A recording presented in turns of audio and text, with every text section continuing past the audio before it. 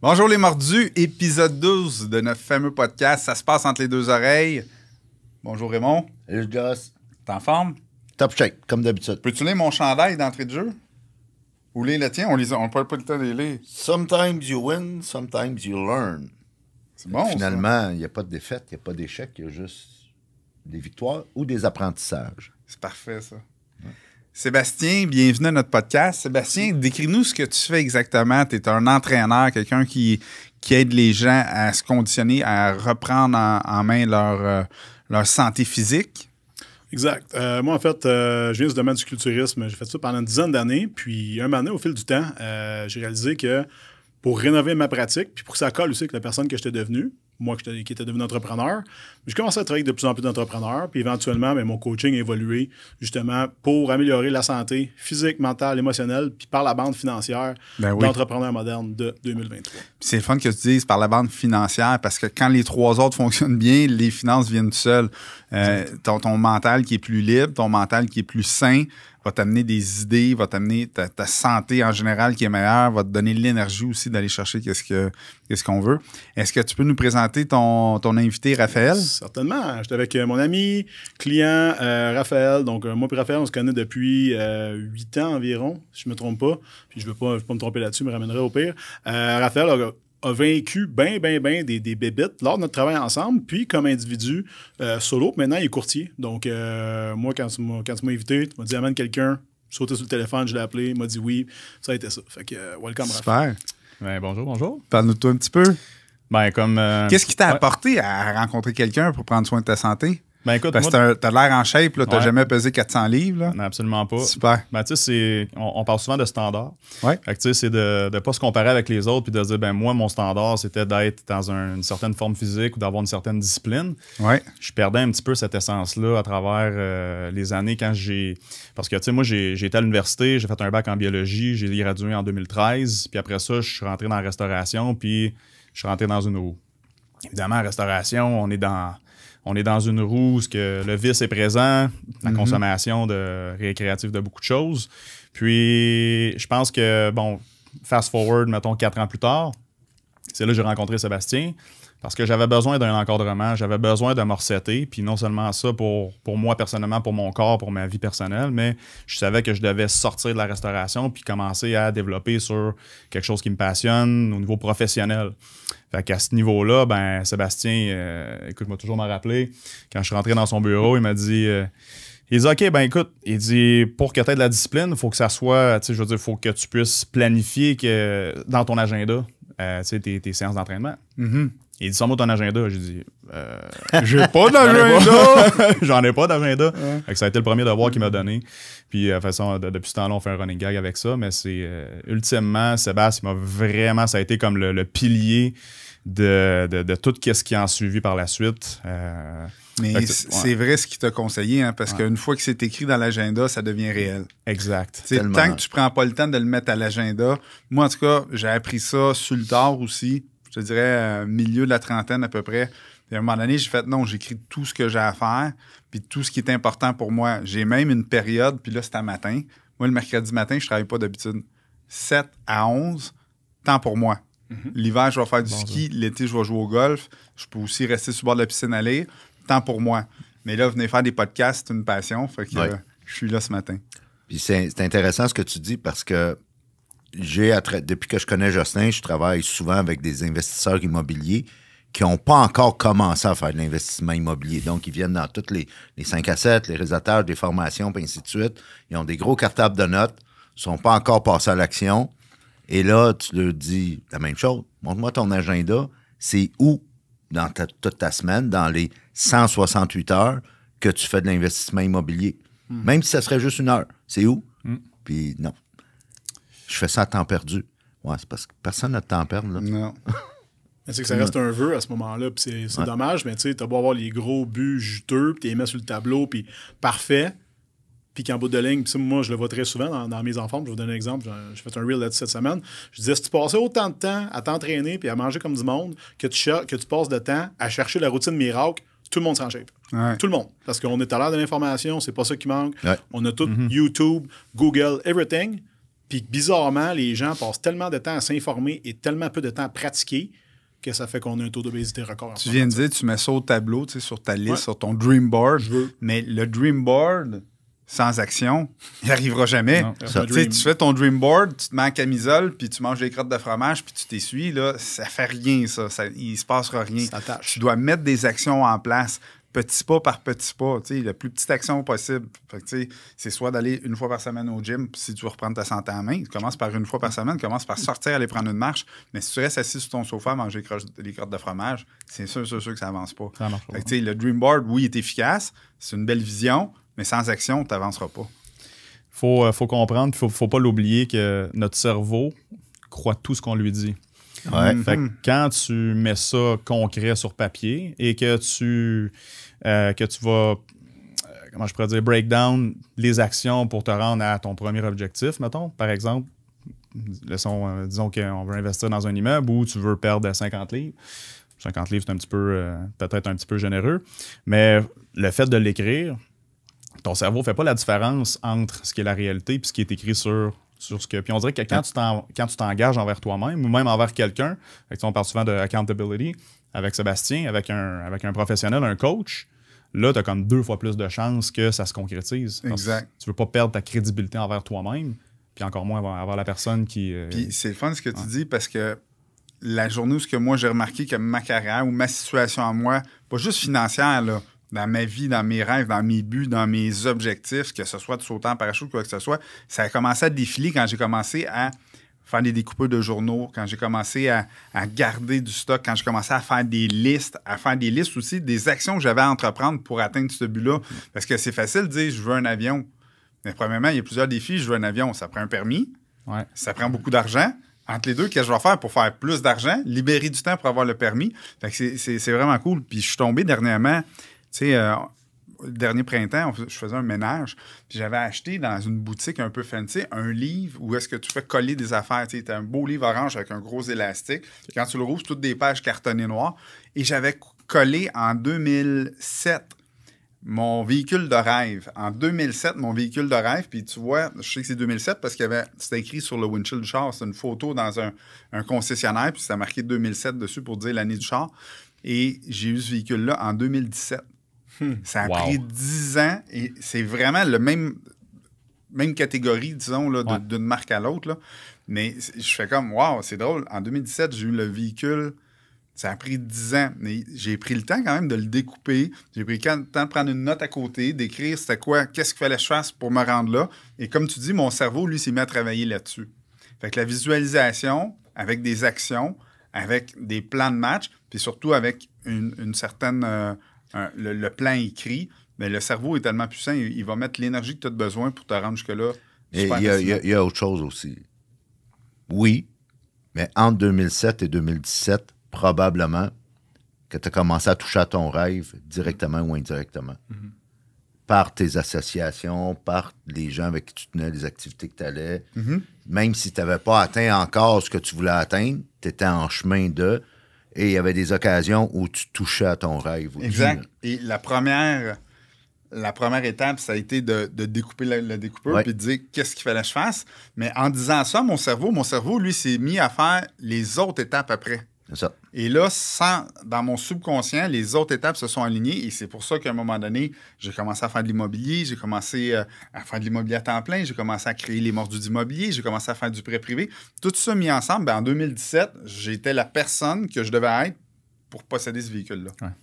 Parlant de ça, tu vois, moi, ça me heurte. Là. Tu sais, on parle beaucoup de to-do list. Mm-hmm. On a toutes des to-do lists, puis là, toi, clairement, tu avais ton étape que tu voulais atteindre, qui était ce véhicule-là. Ça t'a pris 10 ans. Tu sais. Qu'est-ce qu'il a fallu que tu fasses pendant ce temps-là? Il est très important, mais surtout, qu'est-ce qu'il a fallu que tu arrêtes de faire? Mm-hmm. Wow! Tu sais, le not to-do list, là, des trucs qu'on a très facile de retourner. Tu sais, on parlait tantôt d'immobilier et pizza, que tu fais chez vous. Mais tu sais, tu devrais-tu toujours avoir les mains dans la pâte quand c'est toi qui le fais? Oui, c'est pour ça qu'on vient.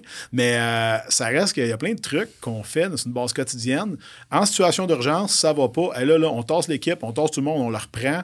Puis c'est comme la pire affaire qu'on peut faire dans notre organisation très souvent. Fait qu'il y a des choses quand même que tu as dû arrêter de faire, que tu aimais, bien des fois, mais que tu pas nécessairement la meilleure personne. Il y a bien des choses. Premièrement, tant qu'à des choses, c'est des gens autour de moi que j'ai éliminés.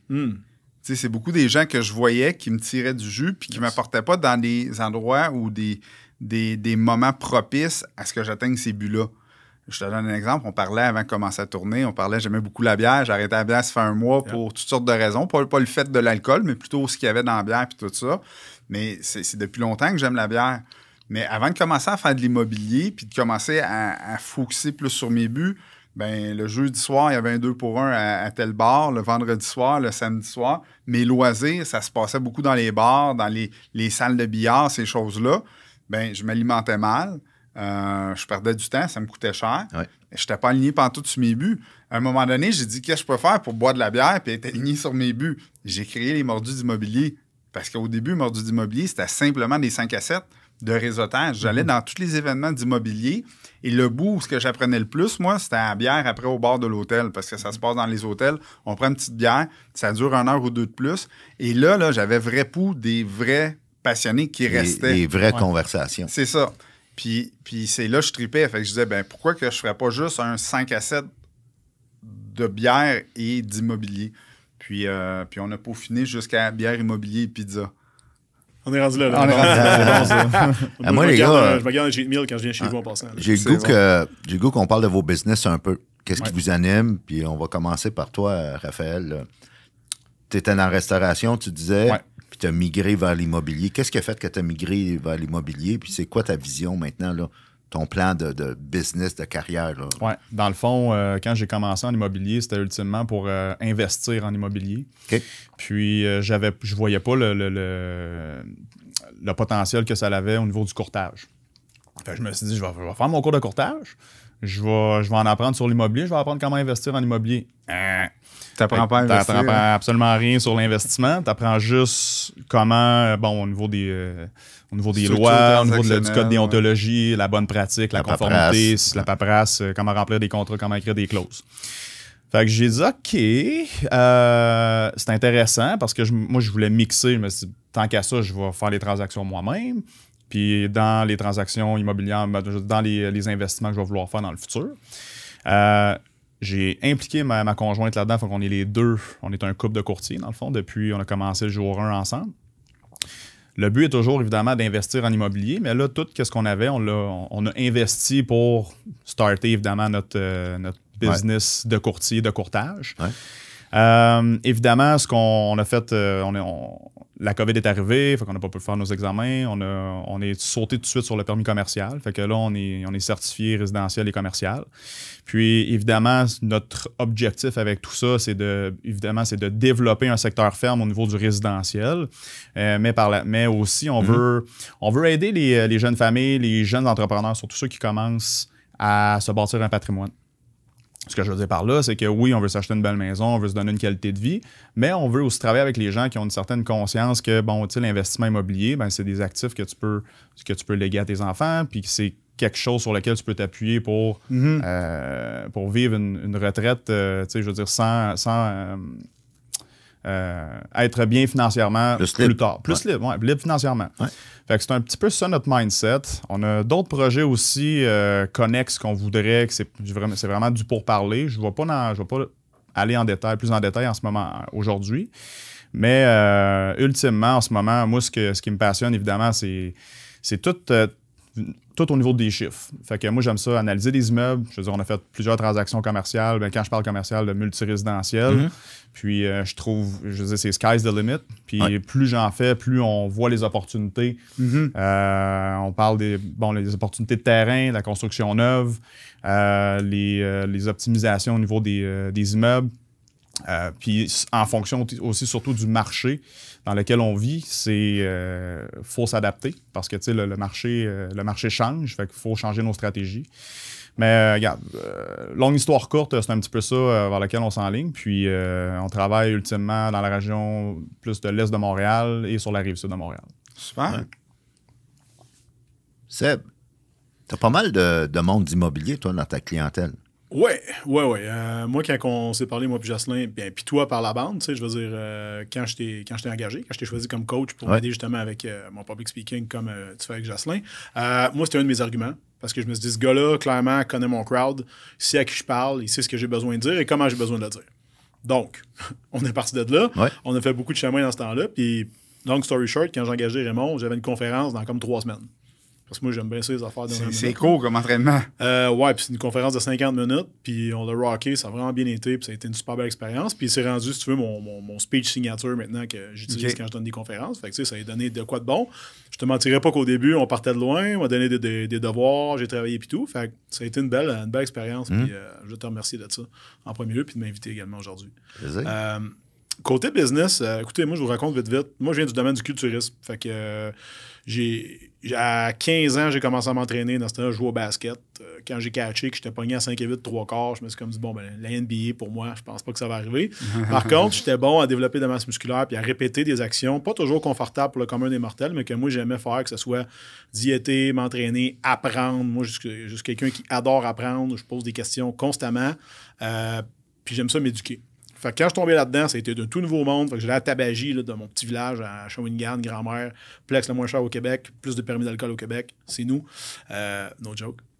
Et puis, je commandais mes revues de musculation, puis ça, c'était ma source d'information, parce que back then, en 97, Internet, c'était... Non, c'était tranquille. Tu pluguais ça dans le mur, personne n'appelait, puis ça prenait 15 minutes l'autre d'une page, là, fait que c'était pas la grosse masse.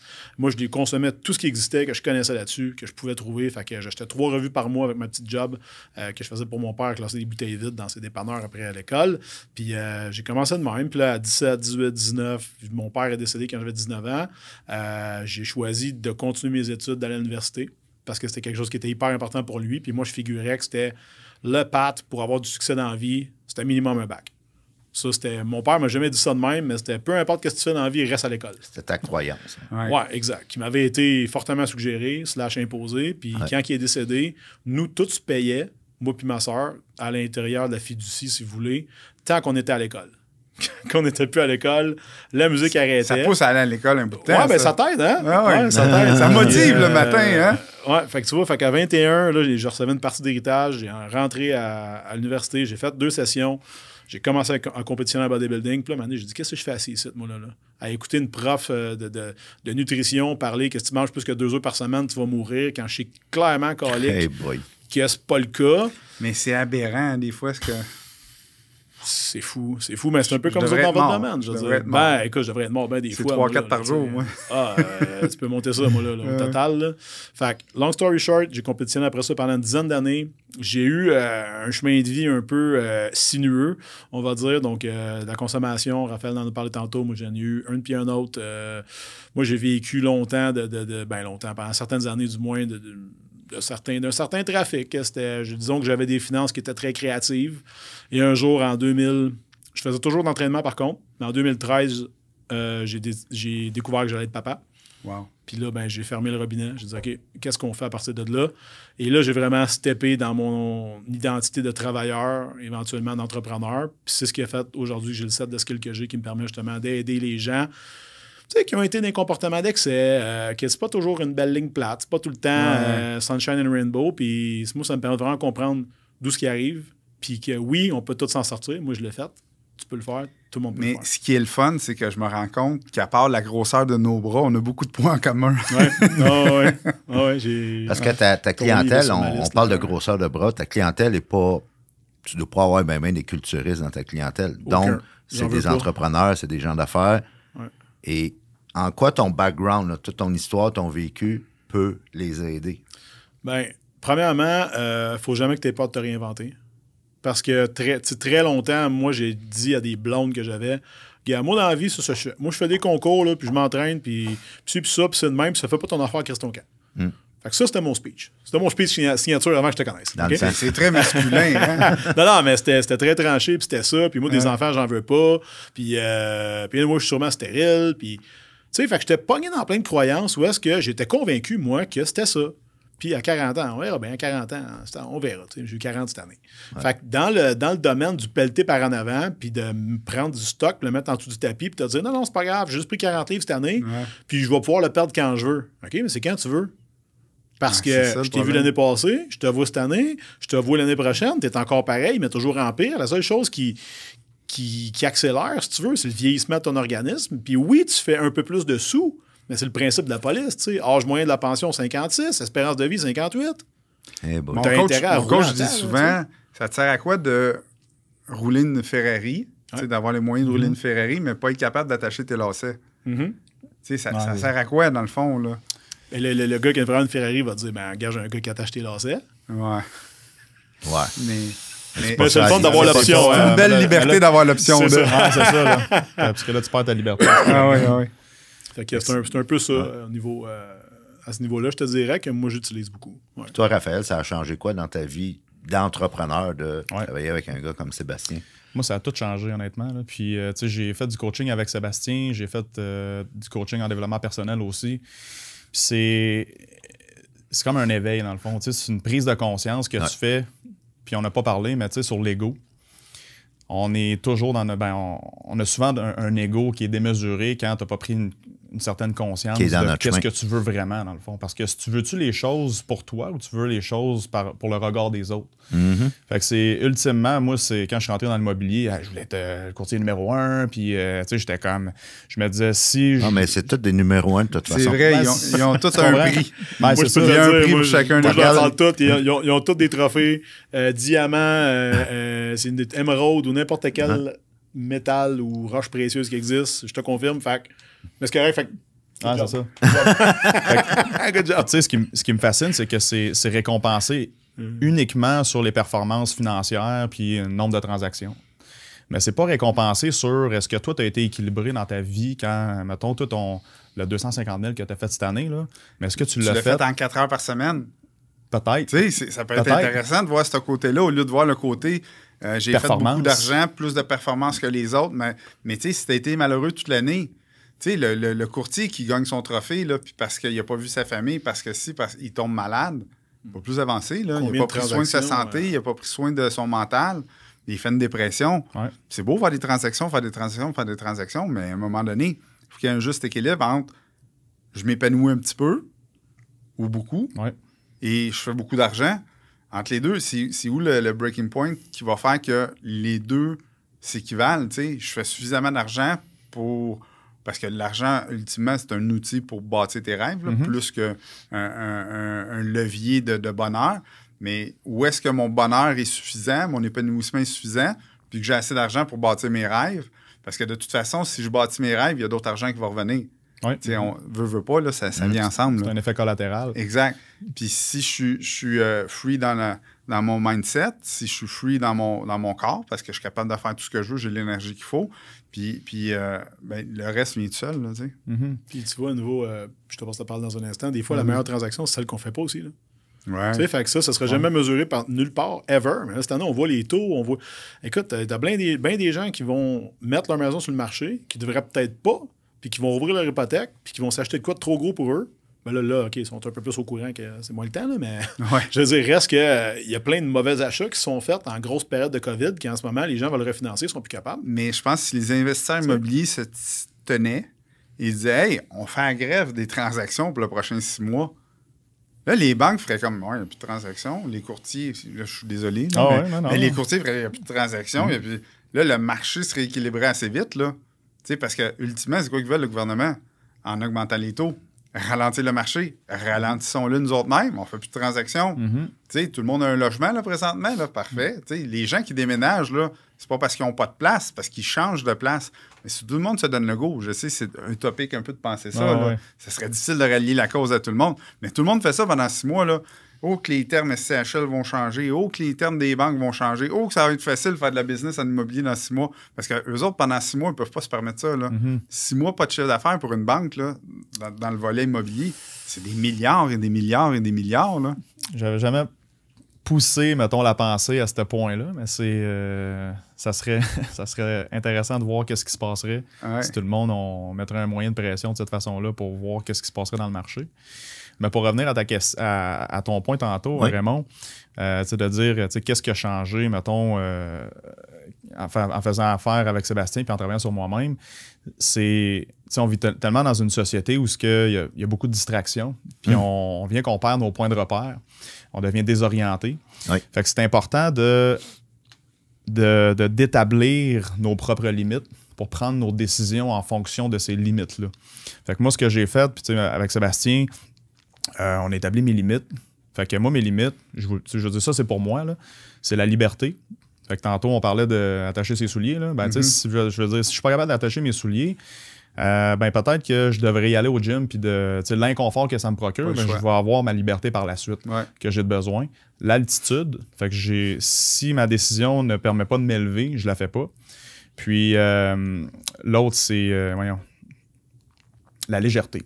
Fait que si c'est compliqué puis c'est lourd puis c'est pesant, je tasse ça de côté. Moi, si tu vois, celui que tu viens de dire, c'est peut-être mon point faible. OK. Parce que je pense jamais à légèreté. Okay. Moi, je pense aux résultats, je pense à tous les autres. Là. Puis légèreté, c'est pas tu me connais assez bien, c'est pas dans mon équation. Ça. Non. Puis je pense que c'est ma pépite d'or de ce podcast-là. Apprendre à rendre les choses plus légères, plus simples, plus packageables. Parce que tu vas le faire, puis là, tu vas dire, OK, je l'ai eu. What's next? C'est comme... Donc, tu es en train de nous dire que Sébastien, par ses interventions avec toi, t'a amené à définir tes limites. Absolument. J'aime ça parce que moi, ce que je vais faire avec mes clients, j'appelle ça l'arc de tir. Puis ce beau concept-là m'a été donné en cadeau par un ami qui est maintenant retraité de l'armée canadienne. Il est monté jusqu'à le grade de brigadier général.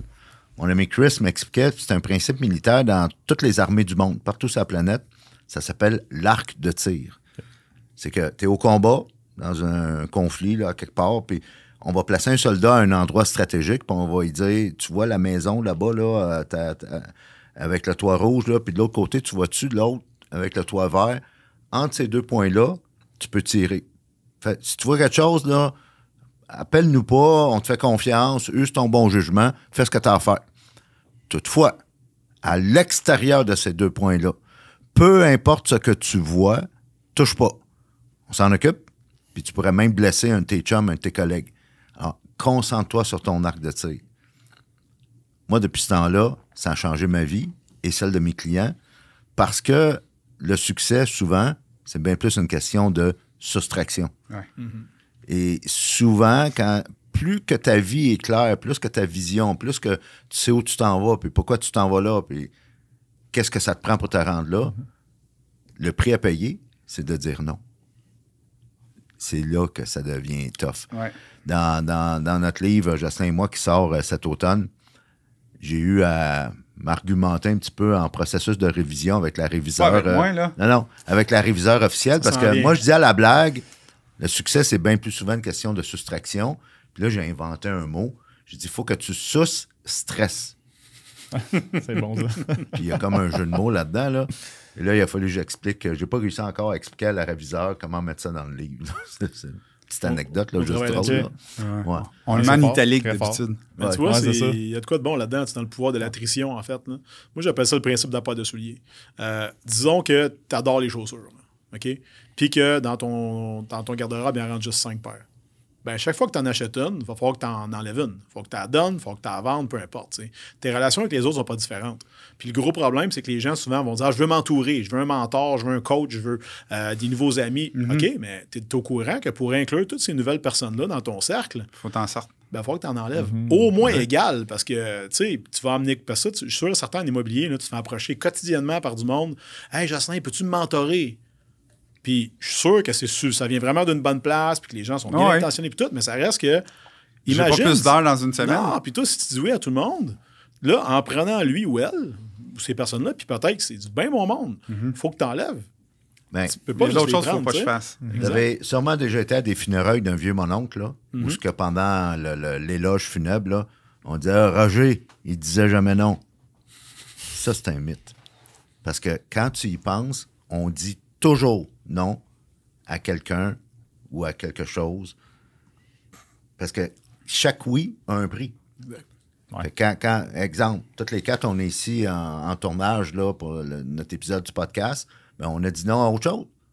Si on est ici, c'est parce qu'on n'est pas ailleurs. On n'est pas sur un autre projet, on n'est pas dans notre business, on n'est pas à faire autre chose qu'en temps normal, lors de la journée de l'enregistrement du podcast qu'on ferait. Comme ça.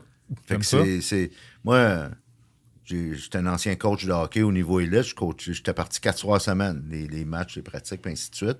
Ben, ça m'a coûté un divorce. Mon premier et dernier divorce. On va le dire parce que ma femme écoute le podcast. Mais salut! Chaque oui a un prix. Fait que, sauf que quand tu prends conscience de ça, qu'on dit toujours non, ben là, tu peux choisir à quoi dire non. Tu peux être plus intentionnel. Ça, c'est mon mot magique là, que j'aime utiliser. Intentionnel. Moi, j'ai bien aimé quand tu as parlé de tes 5 paires de souliers. Tu as 5 places pour les paires de souliers parce que je faisais la même chose avec mes vêtements. À l'époque, j'avais pas les moyens que j'ai aujourd'hui, fait que je magasinais moins souvent. Mais chaque fois que j'avais besoin de changer mes vêtements, j'en enlevais du garde-robe, je mettais ça dans un sac, puis j'allais donner aux pauvres ou à des amis, friperies, n'importe quoi. Ouais. Et je te le dis, j'avais toujours une belle rentrée d'argent où il se passait de quoi que ça me permettait d'aller magasiner. Pourquoi ça arrive, ça? Parce que c'est un principe naturel. Hein? L'univers remplit les vides. Tu sais, prends dans toutes les sphères de ta vie, chaque vide que tu vas créer va se remplir tout seul. Puis l'image que je me fais de ça, c'est un lavabo qui déborde.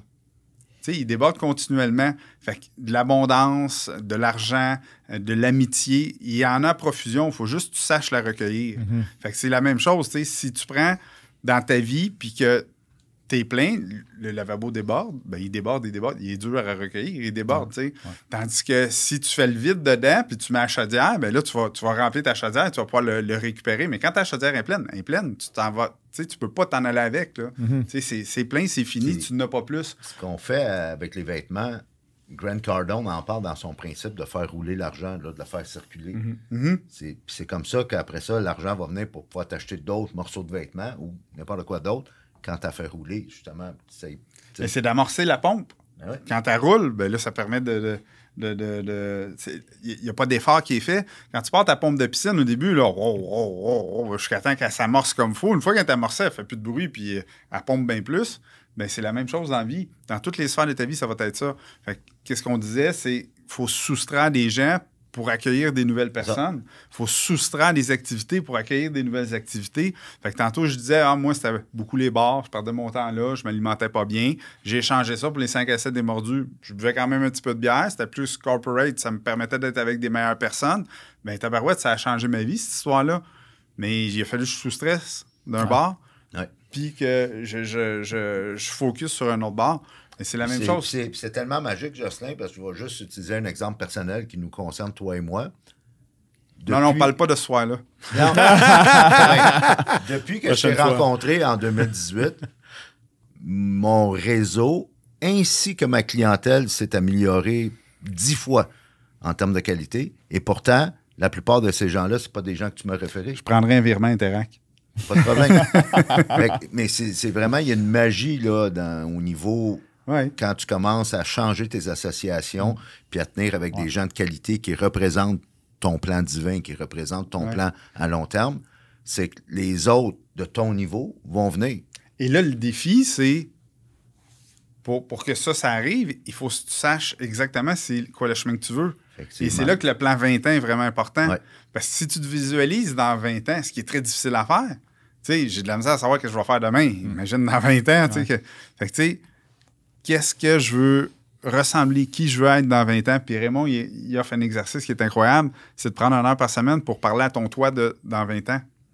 Je suis qui, je suis où, je suis comment. Tu sais, réfléchir à ça, prendre le temps de penser à ça, de le visualiser, de prendre des notes, de le rajouter sur ton dream board. Mais finalement, là, tu te rends compte que tu n'es pas si loin dans 20 ans. Ben, tu vois, tantôt, tu l'as mis, puis ce que je trouvais bon, c'était que ton véhicule, tu l'as en 2017. Mais tu n'as aucune idée en 2007 que tu l'aurais dans 10 ans. Là. Ah non, moi, il était inatteignable. Mais tu l'as eu. En 2007, j'avais pas les moyens d'avoir ça. C'était comme, les gens riches ont ça, moi, je suis pas là. Puis, tu sais, la maison que j'ai mis sur la page suivante, puis hey, imaginez, j'ai mis une bague de mariage. Oh boy! Il y avait une bague de... Ah oui, j'avais mis une bague de mariage. Puis à l'époque, je voulais pas me marier, là. Mais l'essence, l'esprit du mariage. C'est sûr, c'est toi qui l'as mis? Oui. Ma façon à moi, il y avait une bague de mariage dans ce livre-là. Puis, tu sais, moi, je l'appelle le petit livre magique. Ouais. C'est incroyable comment est-ce que le subconscient... Je vais raconter mon histoire de 419 logements vite. On a le temps, là. Ouais. Subconscient puis visualisation, on parle de ça beaucoup depuis tantôt. Moi, quand j'ai rencontré la mère de mes enfants, elle était enceinte, donc au party de Noël de chez mon oncle Marcel, qui est malheureusement décédé, c'était tout le temps lui qui nous recevait à Noël, pas à Noël, au 31 décembre. Toutes les années, c'était avec lui. Et là, ma nouvelle blonde est enceinte. Je me présente là pour la première fois avec elle. Rencontre tous les mononcles, les matantes, tout le kit. Puis là, on sort de là, j'étais un peu éméché comme d'habitude. 31 du jour de l'an. J'ai 23-24 ans. Et là, j'embarque du côté passager, puis on est sur le coin de la rue. Ma femme chauffe, puis elle est enceinte, elle n'a pas bu, c'est correct. On tourne le coin, et je dis, check bien ça, chérie, ouais, dans 20 ans, je vais avoir tout ça, ces blocs-là. Et je m'endors. Moi, j'ai aucun souvenir de ça. J'ai aucun souvenir de ça. Mais quand j'étais jeune, mes cousins qui habitaient à cette maison-là, on allait jouer au hockey dans ces cours-là. Puis moi, ça m'a toujours épaté, un gros complexe de blocs appartements. 20 ans plus tard, je suis plus avec elle. On est séparés. On a une activité avec les enfants. Et puis je passe devant ce complexe-là, puis je suis propriétaire depuis genre 3 semaines. Mais ils savent que je travaille sur un gros projet. Ils savent que j'ai fait la plus grosse transaction de l'année. Puis je dis, hey, je vais aller vous montrer le parc que j'ai acheté. Ça, on est 15 minutes d'avance, puis c'est un détour de 5 minutes. Et elle me dit, c'est pas la maison à Denise puis Marcel, ça? Fait que là, je dis, ben oui, c'est juste là. Mais je m'en vais pour tourner à gauche. Elle dit, t'as acheté ça. Puis elle me rappelle cette fois-là. Instinctivement, là, les poils m'ont dressé sur le corps, des larmes ont coulé. J'ai fait, voyons donc, je l'avais visualisé 20 ans avant. Ben, ça brosse chez mon oncle Marcel. Exact. Imagine si je l'avais fait consciemment et que j'avais entraîné ça une fois par semaine, en me parlant une fois par semaine. C'est pas 419 logements, j'aurais acheté, c'est 49 000 logements. C'est sûr et certain, là. La puissance du subconscient du cerveau. Ouais. Tu sais, moi, j'ai la chance que, naturellement, ça fonctionne. Tu sais, j'ai pas eu besoin de le pratiquer, ça fonctionnait tout seul, ce mécanisme-là, cette énergie-là. Peut-être que tu t'en es juste rendu compte aussi, Jocelyn, en voulant dire. Moi, je pense que c'est là pour tout le monde. C'est juste que toi, tu l'as vu. En parenthèse, tu as choisi de le voir. Ça prend un bon mindset pour aller à côté de ça. Ben, comme quelqu'un qui dira, moi, c'est pas de ma faute, il m'arrive tout le temps X, Y, Z. Exactement. Ben, c'est de ta faute, C'est ça. Chris. De la même manière, excuse, que de la Hey, même mais manière non, c'est correct. si t'es arrivé ça, ben, quelque part, t'as fait pour. Tu as choisi ça là, t'as dit non d'autres choses. Exact. Raymond l'a dit tantôt. Ah. Donc, c'est pertinent. Non, Hey, c'est- ça c'est passe ça. vite. Ça passe très vite. Déjà, la fin de l'entrevue, si on vous donnait le mot de la fin, la thématique, ça se passe entre les deux oreilles. Qu'est-ce qui se passe entre vos deux oreilles présentement? Puis comment vous faites pour être plus intentionnel dans ce qui se passe entre les deux oreilles? Vas-y, Raph. Moi, j'ai commencé à faire l'écriture. Fait que, tu sais, je pense qu'il n'y a pas une meilleure façon d'être intentionnel que de s'exprimer sur papier. Puis, Plus de clarté, hein?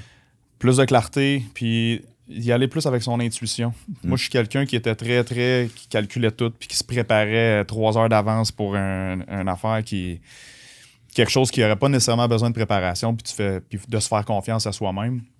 Fait que je pense que oui, l'intuition, puis l'écriture, Bravo. ça va beaucoup m'aider dans mon ascension personnelle, mais aussi dans mes connexions, dans mon évolution professionnelle en tant que courtier Puis immobilier. ça te permet de t'auto-observer. Ouais. Ça, c'est puissant. Ouais. Puis l'auto-évaluation. Ouais, bravo. Merci beaucoup. Moi, je vais m'y remettre parce que je le faisais beaucoup.